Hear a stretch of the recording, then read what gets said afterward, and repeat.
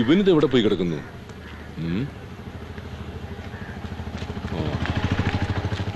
അതെ, കട അവിടെ മലർക്ക തുറന്നിട്ടിട്ട് നീ ഇവിടെ വന്ന് സൊറ പറഞ്ഞിരിക്കുക. ആരെങ്കിലും അതിനകത്തേക്ക് കയറി പോയാൽ പോലും അറിയില്ലല്ലോ. പിന്നെ രണ്ട് സൈഡിലും കാവലത്താണെന്താ സ്വർണ്ണക്കട. സ്വർണത്തേക്കാ വിലയുള്ളതാണ് അതിനകത്തുള്ളത്.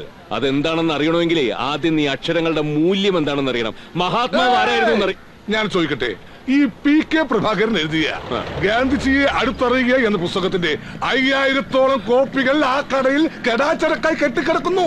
എന്താ ചെലവാകാത്തെ? അതിന്റെ കാരണം എന്താണെന്ന് നാട്ടുകാർക്ക് കാശിന്റെ മൂല്യം അറിയാവുന്നതുകൊണ്ട്. എന്തായാലും സ്വർണ്ണക്കടയേക്കാൾ മൂല്യം ഈ കട നോക്കാൻ പ്രഭാകരൻ വേറെ ആളെ നോക്ക്. ഇപ്പൊ എന്താ അങ്ങനെ തോന്നാൻ?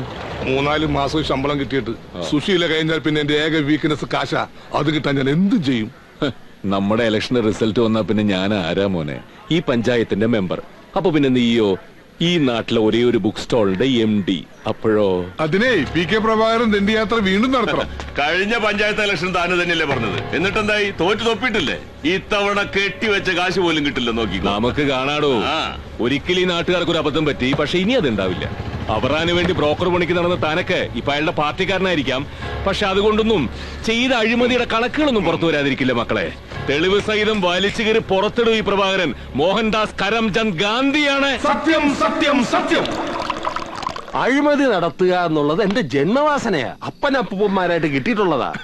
ജനകീയ ആസൂത്രണം, റോഡ് വികസനം, മണല് വാരല്, അങ്ങനെ ഓരോ കാരണങ്ങൾ പറഞ്ഞ് നമ്മുടെ പെട്ടിയിൽ 4 പുത്തം വീഴ്ത്തുമ്പോ എന്റെ പെരുവരലിൽ നിന്നൊരു തരിപ്പ് അങ്ങോട്ട് കേറും. എന്റെ വരദാസ, ആ തരിപ്പിന്റെ സുഖം എനിക്ക് വേറെ ഒന്നും കിട്ടിയിട്ടില്ല. നമ്മുടെ മേനോൻ സാർ ഇന്നലെയും വിളിച്ചിരുന്നു.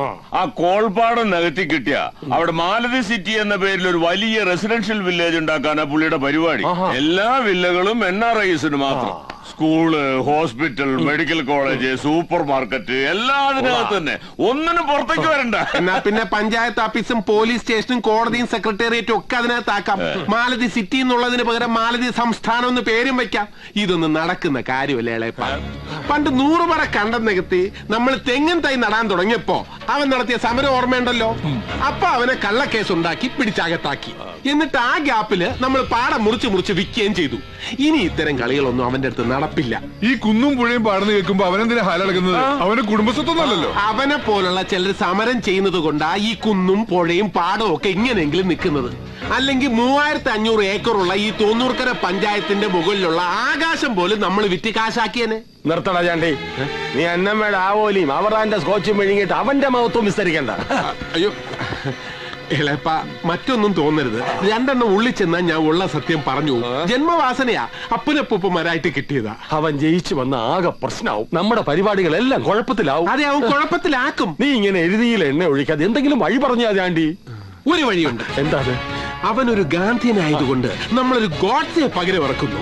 അതാരാള്? ഏത് വാർഡിലെ? 3ാമത്തെ വാർഡിലെ. 3ാമത്തെ അവറാറ്റ് സമാധാനിക്ക്. ശാന്തി പറഞ്ഞതിനാണ് ഐഡിയ. അങ്ങനെ പറഞ്ഞു കൊടുക്കും ഭരത. ബാക്കി നോക്ക്, പെട്ടെന്ന് തീർക്കാം. ഒഴിക്കുതാ. 3ാമത്തെ വാർഡിലൊരു പണിക്കരാണല്ലോ ഈ ഗോഡ്സ്. അതേത്? ഗാന്ധിയൻ PK പ്രഭാകരന്റെ ഉജ്ജ്വല വിജയത്തോടനുബന്ധിച്ചുള്ള ആട്ടിൻ പാലൊഴിച്ച ചായ സൽക്കാരമാണ് ഇവിടെ നടന്നുകൊണ്ടിരിക്കുന്നത്. കടന്നു വരൂ, കടന്നു വരൂ, കടന്നു വരൂ. ഇതാരാ? വടക്കപ്പെട്ട സുശീലല്ലേ വരുന്നത്? വടക്കപ്പെട്ട സുശീലയ്ക്ക് അല്പം വഴി കൊടുക്കും. കടന്നു വരൂ, കടന്നു വരൂ. ടിപ്പർ ലോറിയുടെ അടിയിൽ ലാംബി സ്കൂട്ടർ പെട്ടാലുള്ള അവസ്ഥ അറിയാലോ. എന്നപ്പോ നിങ്ങളെ മൂസുബ്രന്തി അവിടെ ഉണ്ട്, വിളിക്കണോ? 2 ബോണ്ട എടുക്കട്ടെ സുശീല. ഒരു കയ്യിൽ എത്ര എണ്ണോടാ ഇരിക്കുന്നത്? നമ്മുടെ മെമ്പർ എല്ലാവരും ഹാപ്പി ആണല്ലോ അല്ലേ? ചാരായം കുടിച്ച് ഹാപ്പി ആയെന്ന് കേട്ടിട്ടുണ്ട്, പക്ഷെ ചായ കുടിച്ച് ഇന്നവരാരും ഹാപ്പി ആയെന്ന് കേട്ടിട്ടില്ല പ്രഭേട്ട. എന്താ അവിടെ? നമ്മുടെ സുബ്രൻ ചത്തോ? ചത്തെങ്കിൽ അവിടെ ചിരിയൊക്കെ കേട്ടണല്ലോ. ഇതൊന്നുമല്ല. എനിക്ക് തോന്നുന്നു പ്രഭേട്ടം വിജയിച്ചത് കൊണ്ട് അപ്പുറത്തെ പഞ്ചായത്തിൽ നിന്ന് വരെ ആൾക്കാർ പുസ്തകം വാങ്ങാൻ വന്നതായിരിക്കും. എന്റെ ദൈവമേ, ഇങ്ങനെ ഒരു കാഴ്ച ഞാൻ എന്റെ ജീവിതത്തിൽ പ്രതീക്ഷിച്ചതല്ല. ഒന്ന് മാറിക്ക്. വായിക്ക് എല്ലാരും വായിച്ച് വളരെ. ചേട്ടാ, ഗാന്ധിജി അറിയ. എന്റെ സുബ്ര, ഞാൻ എന്താ ഈ കാണുന്നത്? പ്രഭാകരൻ എന്തിനാ ഇപ്പൊ ഇങ്ങോട്ട് വന്നത്? ഇതൊക്കെ ഞാൻ നോക്കിക്കോളാം. വൈകിട്ടാവുമ്പോൾ 1000 കോപ്പി ഉറപ്പാ. അല്ല, ഇതെന്താ പുസ്തകം പ്ലാസ്റ്റിക് കവറിലാക്കി വെക്കുന്നത്?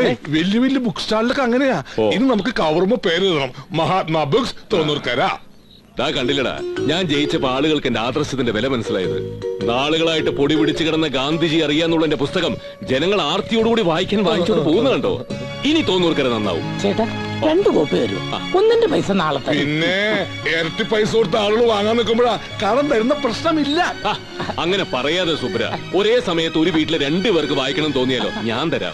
ബുക്ക് സ്റ്റാളിന്റെ മേനർ ഞാനാ, ഇവിടത്തെ കരുതി തരാറുണ്ടാ. നീ ഒന്നും മാറി എന്റെ സുബ്ര.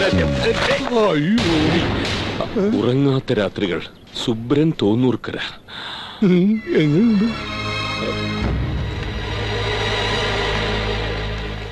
എന്താണത്? വടക്കേപ്പാട്ട് സുശീലിന്റെ ആത്മകഥ ഞാൻ എഴുതി അടുപ്പിച്ചതാ.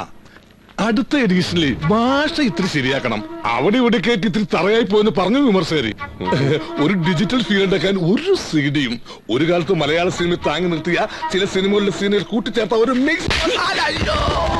ചെറ്റത്തരം ചെയ്യുന്നുട നായേ. ഏത് ബുക്കിലാണ് നീ ഇത് ചെയ്തതെന്നറിയാമോ? സോറി, നല്ല ക്ഷമയുള്ള അഹിംസവാദി ആയതുകൊണ്ട് ഗാന്ധിജി ഇത് അഡ്ജസ്റ്റ് ചെയ്യുമെന്ന് കരുതി. ക്രമിച്ചു നാറ്റിക്കലും നശിപ്പിച്ചു കളഞ്ഞോളാം. മോനെ, ഇവിടെ ഏതൊരു പുസ്തകം കൊടുക്കണ്ടെന്ന് കേട്ടു. ഉവ്വ്, ഇതാ വായിക്കാൻ കണ്ണു പിടിക്കുവോ? അത് പിന്നെ ഇത്തിരി വെള്ളെടുത്തുണ്ടെന്നേ ഉള്ളൂ. കന്നഡ വെച്ചാ ഒരു കുഴപ്പമില്ല. സാക്ഷരതാ ക്ലാസ്സിൽ നീ എഴുത്തും വായന പഠിപ്പിച്ച ആളാ. ഒരു കോപ്പി കൊടുക്കട്ടെ? ഞാൻ എന്റെ കൈ എഴുത്ത് കോപ്പി തരട്ടാ.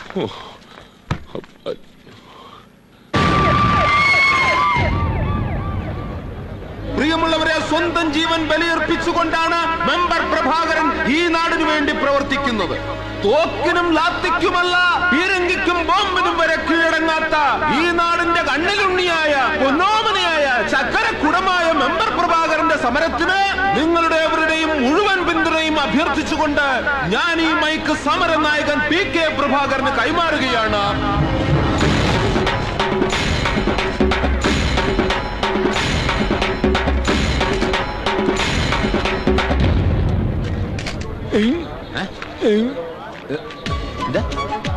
തെളിച്ചു പറ. ഓ, മുദ്രാവാക്യം വിളിക്കാനാ?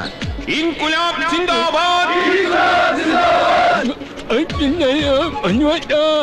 കള്ളം പേരെടുത്ത് വിളിക്കാൻ. PK പ്രഭാകരൻ സിന്ദാബാദ്. PK പ്രഭാകരൻ സിന്ദാബാദ്. പിന്നെ തെളിച്ചു പറ. അത്രേ ഉള്ള. പ്രിയമുള്ളവരെ, പുള്ളി നിങ്ങളോട് ആഹ്വാനം ചെയ്യുകയാണ്. പിന്നെ തെളിച്ചു പറ, എനിക്ക് പിടി കിട്ടിയില്ല. കുറച്ച് മണ്ണ് പറ്റി ഓഹോ, അതായിരുന്നു സംഭവം. നേരത്തെ പറയണ്ട, മൈക്കിലായി പോയി. പിടി. മണ്ണ് മരുത. ക്ലിയർ ആയല്ലോ. മൈക്ക്.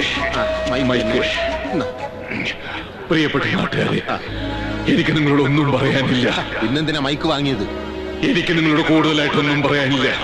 കായലും പുഴയും നികത്തി വൻകിട റിസോർട്ടുകൾ പണിയാനുള്ള പഞ്ചായത്തിന്റെ തീരുമാനം പിൻവലിക്കുന്നത് വരെ ഈ കുഴിയിൽ മരണം വരെ നിരാഹാരം അനുഷ്ഠിക്കാൻ ഞാൻ തീരുമാനിച്ചിരിക്കുന്നു.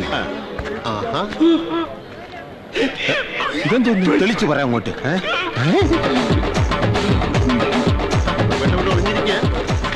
എനിക്ക് പ്രവേശനോട് കാര്യം പറയാം. അന്തസ്സായിട്ട് മരിക്കാൻ കുഴി കിടക്കുമ്പോഴാണോ നീ ഒന്ന് കാശ് ചോദിക്കുന്നത്? ഞാനൊന്ന് പറയട്ടെ. നീ ഒരു മണ്ടത്തരം പറയാൻ നിൽക്കണ്ട.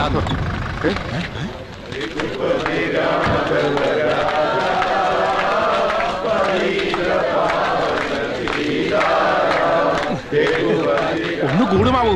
ഒന്നുമില്ലെങ്കിൽ നമ്മുടെ നാടിന്റെ കാര്യമല്ലേ. വിപ്ലവം വരാൻ പാട്ട് പോരെ രഘു, തോക്ക് തന്നെ വേണം. വിപ്ലവകാരി ജലത്തിലെ മത്സ്യം പോലെയാണ്, അല്ലാതെ മണ്ണിലെ കുഴിയട്ടയല്ല. ദേവി, ഒരു മാവോ. വളരെ വിചിത്രമായ ഒരു സമര രീതിക്ക് ഇന്ന് കേരളത്തിലെ തോന്നൂർക്കര ഗ്രാമപഞ്ചായത്ത് സാക്ഷ്യം വഹിച്ചു.